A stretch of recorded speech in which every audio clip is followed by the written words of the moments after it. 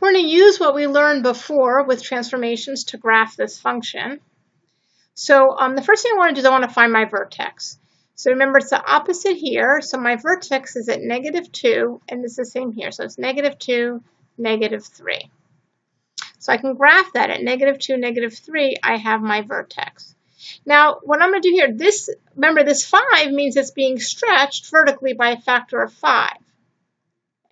And I found my vertex, so I don't have to worry about the up or down or left or right. This is what it did here. So it's by a factor of 5. So usually you would move up 1 and over 1 for the first point. But here, when I move over 1, it goes by 5. So I'm going to move up over 1 and up 5 in each direction.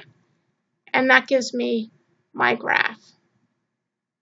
Now for this, that's if you do 3 points. If you do another point, remember if you had y equals x squared, right? When x is, you had the point 0, 0, and then you have the point 1, 1, and -1, 1, which gives me how I go up 1 and over 1. Remember, the next time I have 2 and 4, and -2 and 4, so it's not moving up 1 over 1 every time, just the first time. But what I can do is, I know it usually moves up 1 over 1, but then I use my factor to say it's going to be by 5. Let's try another one.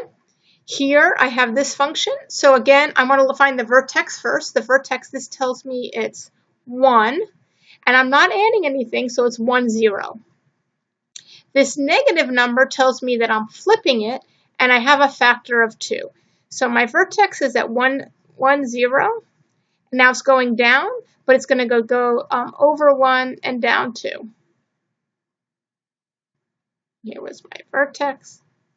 And it looks like that. So it's not that hard to graph it if it's in vertex form.